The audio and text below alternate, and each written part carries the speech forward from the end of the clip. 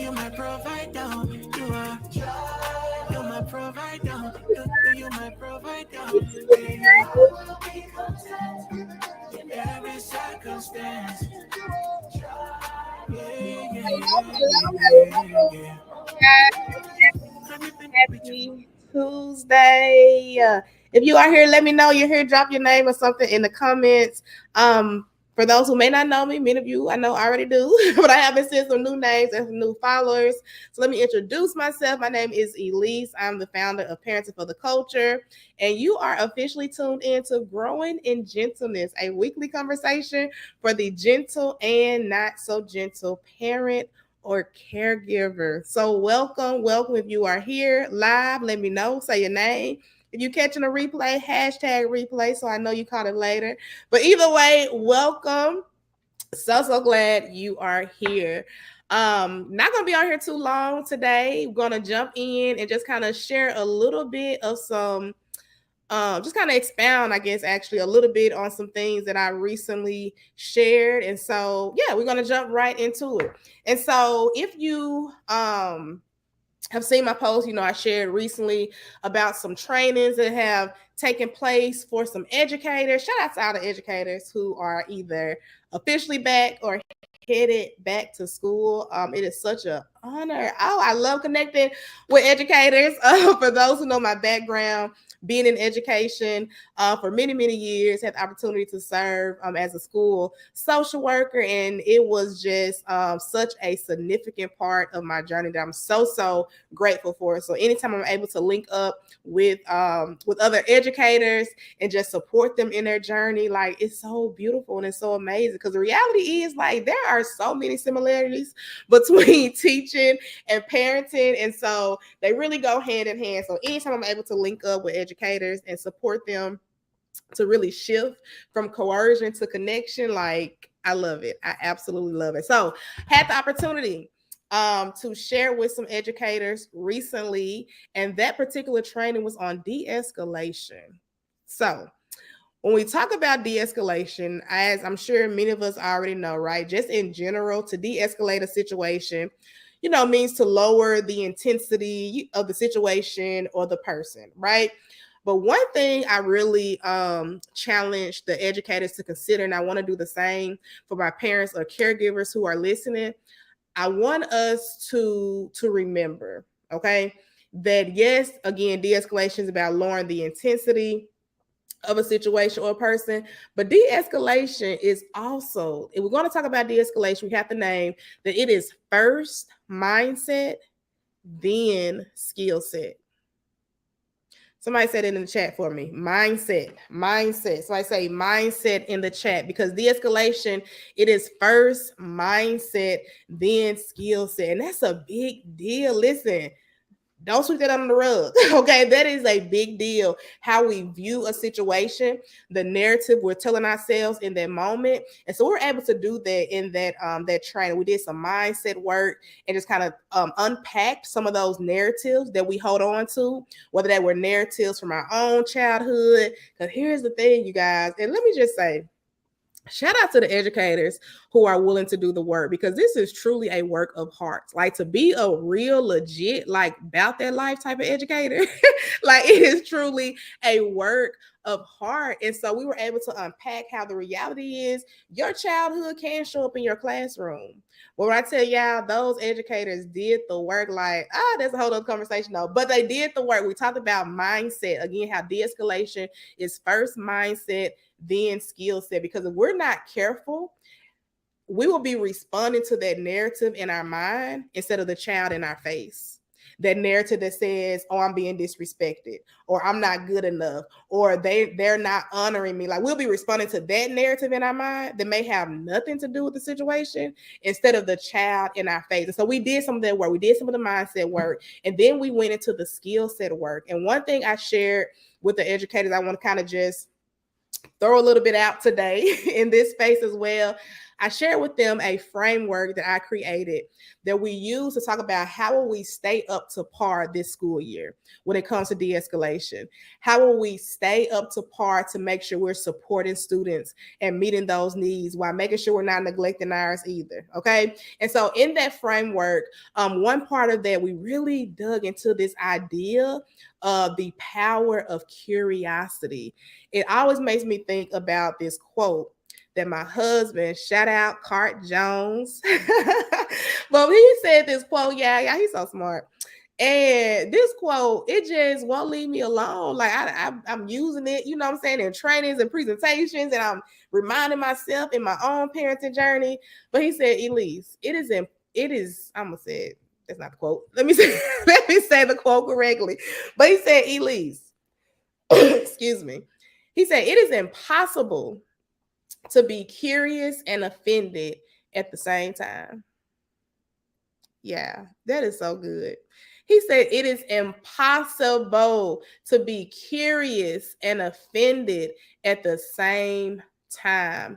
And that was so good to me for a number of reasons, but one being the fact that that is so scientifically correct. Like so scientifically correct. When we think about how the nervous system and the brain operates, when the nervous system sends that information to our brain, like literally curiosity and offense uses two different parts of the brain. So when we are in a state of offense, that shifts us to more of a defensive mode, that fight or flight response. But when we are in a state of curiosity, that's literally the prefrontal cortex, the front of our brain that's responsible for problem solving and thinking and being logical and rational, like all these things. And those two parts of the brain are not in full force at the same time. They're just not. Okay, they have a connection, but they are not fully operating fully at the same time when it comes to being able to fully think clearly or being in a state of defense. And so when he said it's impossible to be curious and offended at the same time, we kind of unpack that a little bit as educators when it comes to using the power of curiosity, because this is what I know to be true, you guys. Behavior is always communicating the need. Always. Behavior is always communicating the need. Have any of my parents who are listening, have you ever been in a situation where you assumed one thing about your child's behavior and come to find out it was a whole nother source for it? Like sometimes, yeah, the source be so simple, like hunger, lack of sleep, right? Like overstimulate. Like sometimes the source is so simple, but we completely miss it because we're responding to that narrative in our mind of labeling them as disrespectful, or we're not getting the honor and the whatever we deserve, versus responding to the need, the child in our face. And the thing when we talk about this idea of curiosity and an offense being contradicting things, like the reality is when we think about offense is, it's an option. Think about how we take offense. We take offense. I mean, I have a choice to take it, to use that action to take it, or no, I don't want to take that on. I don't want to take that on. And here's the thing about offense as well. When we look at what research says about offense, I wrote this down because I want to make sure I said it correctly. So researchers have defined offense as a feeling that is triggered by a blow to a person's honor. I'm going to read that again.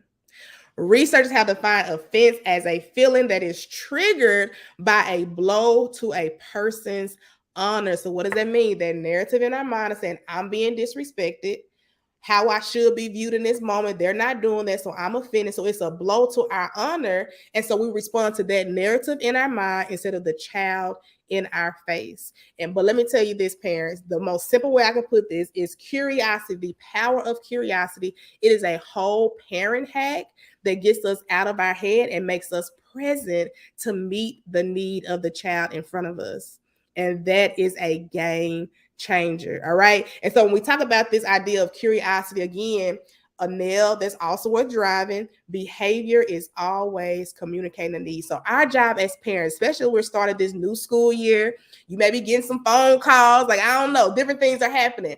A lot of different realities are shifting for a lot of kids as they transition back into the school year. And so that a lot of those things accumulate and we see the aftermath of it at home or even throughout the school day. For example, let me just first say both of our kids, like I love witnessing the difference in their personalities. Like I just love watching it, and not in like a comparison type of way, but literally an observation of the reality of how they respond differently in certain environments. And so, for example, our youngest, he is Mr. Friendly. Like he gonna be waving, hey, talking to people at the store, waving like he's that person. He is more likely to jump in and engage with what's going on, depending on what's around. But that's him. Like he is. That's how he shows up, right? In spaces typically. On the other hand, our oldest, she is much more reserved initially.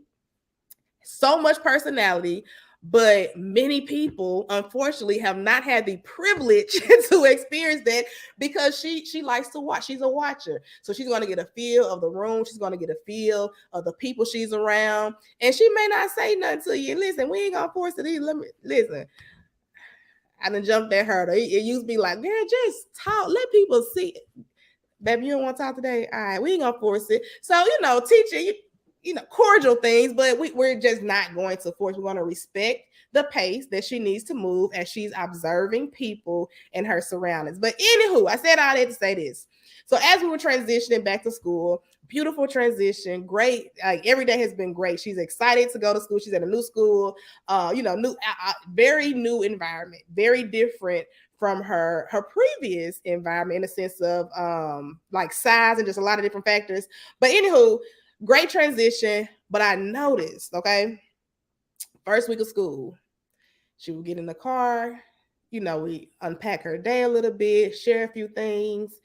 But when we get home, when I tell y'all, like meltdowns, big meltdowns, like it was really big emotional energy that just like unleashed once we got home. And I'm just like, oh my gosh.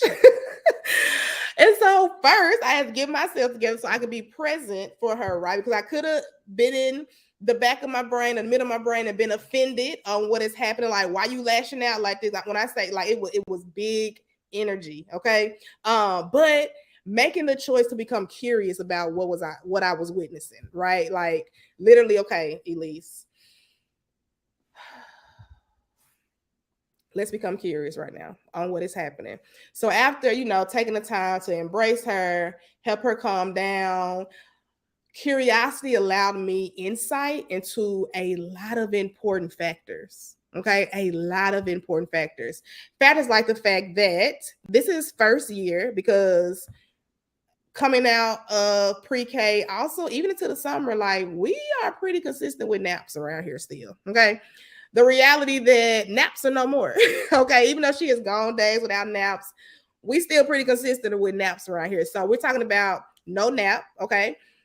We're also talking about the reality that something I had to realize, because of the way that she adjusts or enters new environments, I realized my baby had been quiet for most of this day. Even though we were really intentional about making sure she was in a space where they had, active movement, they do brain breaks, they have PE, like they have, all these different electives, so there's movement happening. So even with that, I realized my baby has been quiet for most of this day as she adjusts to this new environment, because that makes sense, because I know her, I know how she responds to new environments. With that, this picture, this reality that she has literally held all this energy in for all of these hours. And as we talked to this, as I realized this, I talked about this with her, and even use this example of a balloon, and how when we blow air into the balloon, these different emotions, these different experiences, every time this happens, we're blowing air into the balloon. If I was to continue to blow air into the balloon, ask her what would happen. It'll pop. Yes, it will pop. Guess what? This balloon is like our body. all these things we experience after day, all these different emotions, if we hold them in, we will eventually pop. And guess what, baby? You just popped. And that's okay. I'm glad this is a safe space for you to pop. I had to make sure I I checked my perspective, and that is really my truth. I am so glad that even though you have held all this in all day, all these emotions, this tension, this stress from being in a new environment, I am so glad that home is a safe space for you to let that out. And so we talked about that, and she was able to understand, like, oh, okay, that makes sense. And so what did we do? Now that we're in a calm state, we were able to engage the part of our brain that helps us to think and problem solve. And we're able to say, okay, what can tomorrow look like to be more intentional about letting a little more of this energy out? And so we made a plan about make sure we're engaging right in the movement breaks, in PE, and she had a task to meet a new friend. And so afterwards, next day, she was so excited. I did this, I let this out, I made sure I didn't hold this in, I was doing this. And meltdown was not a repeat like the previous day. And so I said all of that to say that when I was able to become curious, not offended, but curious about the behavior, I was able to remember that behavior is communicating a need. And then we're able to co-regulate, then problem solve on how to make sure we're meeting that need in the future. And so that is my short and sweet reminder for my parents and caregivers who are listening. Our job as the parent is to be intentional about becoming curious about what are those needs. And this is why doing like the work that I am committed to when it comes to supporting parents, like this is the work, getting curious about our own narratives, because so many times we are literally defending who we think we're supposed to be as a parent instead of becoming curious and meeting the need of the child who doesn't even have a fully developed prefrontal cortex to think through these situations. And so our job as a parent is to put on that hat, right? To have our own tools, to know how to deal with what's happening in our bodies so we can be present enough to help them work through that. So we can be curious about what is the missing need so we can problem solve on how to meet that need. How to meet that need. Like that is the work of parenting, doing our own work, having our own tools, and then being a witness, a model, an example for that, and coaching our kids to do the same. And so that is what I want to leave with you all, just the power of curiosity. I want to encourage you as things happen this year, this week, let's just focus on this week.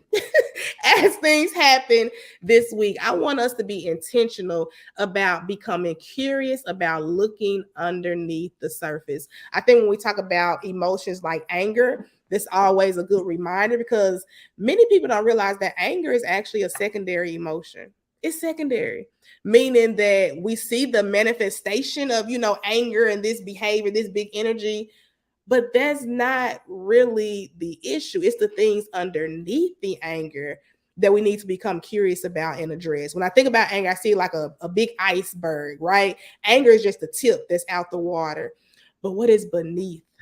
What is beneath the tip of the iceberg? And we all know when we think about the Titanic, it wasn't the tip that sunk the ship. It was everything that we couldn't see underneath it that literally sunk the entire ship. So when we see the anger or any emotion, but especially and become curious about what's beneath. Because typically, think about the last time you were angry. Just think about that. The last time you were angry, ask yourself, what was actually beneath that? I could think of a time where I was just so upset, and really, y'all know beneath the anger was disappointment. I was disappointed. But anger gives us this sense of control. Anger gives us this sense of power. And so that is one we gravitate toward. But when we feel it, it's our reminder to say, hold on, like what's really beneath? Is it sadness? Is it embarrassment? Is it disappointment? Like what is really beneath this? And so not only can we give that gift of curiosity to ourselves, but we can also give it to our kids. We can give it to them, because if they are triggered and dysregulated, right? We are not giving the gift of de-escalation to them if we're matching that energy. We ain't matching energy in parenting. All right, Ebonics on purpose. We ain't matching energy. Okay, we are setting the tone. I remember years and years ago. Oh my God, that has always stuck with me too. when it comes to we always use it when it comes to believers, right? Being the thermostat versus the thermometer. But I still love I still love that example, right? Even when it comes to parenting, a thermometer just matches the temperature. It tells you it whatever the environment the thermometer is placed in, it reflects that temperature. A thermostat on the other end, it sets the temperature. And that is our job as parents. That is our job as parents. Our kids literally borrow from our nervous system. What does that mean? That means if my child is dysregulated, my job is to make sure I have my tools to be in a centered and grounded place so they can borrow my calm, because their nervous system is still growing and developing. And so we want them to grow and develop and have the tools to be able to regulate, to be able to self-soothe.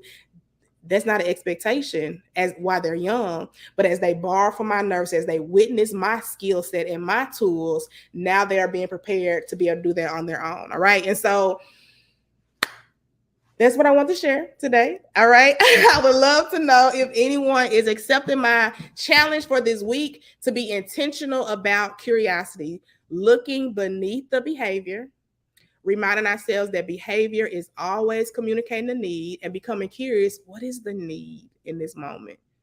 What is the need? How can I help meet that need? Or how can I help my child problem solve when it comes to meeting this need more often? Okay. And so that is the challenge. Let me know if you're accepting it. I hope you do, because I'm telling you guys, it is a game changer. And it's not just a gift to our kids, it's also a gift to ourselves. And it feels good. Shout out to, I'm not gonna call them out, of course, but some recent parent clients who they make me so happy. Y'all can reveal yourselves if y'all want to, but no pressure, of course. They are just blessing my entire life as they they have begun the process of shifting into a level of peace. And I actually have heard this from many clients recently, shifting into this level of peace that they had not experienced in their parenting journey. And that right there, like, I literally got chills and could tear up right now, because that is the gift that we can give ourselves through these practices, through curiosity, to being open to what is happening beneath the surface. It is a gift. It is a gift. It is a gift. It is a gift to our kids and to ourselves. And it ultimately produces more peace. And so I'm gonna leave you guys on that note. I said I wasn't gonna be on here long, and we are close to 30, not really, more like 25. But I'm going to get off. Again, let me know if you accept that challenge. I would love to hear how that goes for you this week. But do yourself a favor, all right? Give yourself the gift of curiosity. You're worth it. Your kids are worth it. And I believe it will make you grow or support you in growing in more connection. So you guys have a great one. And until next time, keep growing in gentleness.